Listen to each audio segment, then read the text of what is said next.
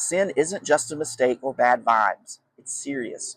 It isn't ignorance, as the Hindu says, or desire, as the Buddhist claims. It isn't disharmony, as in Eastern religions, or simple violation of outward laws, as Islam, Mormonism, and Judaism claim. And our view of sin as believers is important because it shapes our idea of salvation. One of the Greek words translated sin is hamartia, which means missing the mark, falling short of God's perfect standard. James Boyce calls sin any departure from that standard. So what's the standard? Well, it's God's law. But wait, you just said sin was more than simply breaking God's law. Right, because God's law is rooted in his holy nature. Sin isn't just bad because it's forbidden.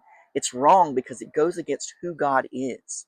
Think of it this way. God's law reflects his will, and his will flows from his unchanging holy character. Genesis 39:9, Exodus 10:16, and Psalm 51:4 all show that sin is an offense against God himself. His law isn't arbitrary or temporary, it's permanent. As Isaiah 40, verse 8 says, the grass withers, the flower fades, but the word of our God stands forever. God's law isn't just a list of do's and don'ts. It's holistic, covering body and soul, demanding not just right actions, but right heart attitudes. Romans 2:14 through 15 tells us it's written on our hearts even if we don't fully grasp it. Romans 3:10 through 18 reminds us that no one measures up. Sin is universal. God's law is all-encompassing, condemning every sin and requiring every virtue. It's not just about outward acts, but inward conformity to God's holiness. Every command reflects the one lawgiver, calling us to harmony with him.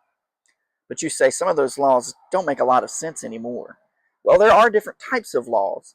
There are ceremonial laws and civil laws that were specific to the nation of Israel, but still pointed to Christ. However, the moral law of God is eternal. Why does it matter?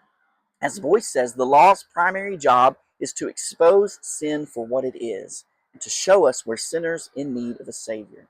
Romans 3:20 says, through the law comes knowledge of sin. And Romans 7:7 adds, I would not have known what sin was had it not been for the law.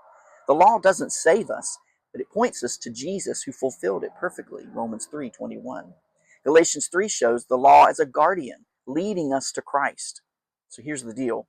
God's law reveals his holiness, exposes our sin, and drives us to the cross. It's not about earning salvation. It's about seeing our need for Jesus, the only one who can make us right with God. Trust him, not your works.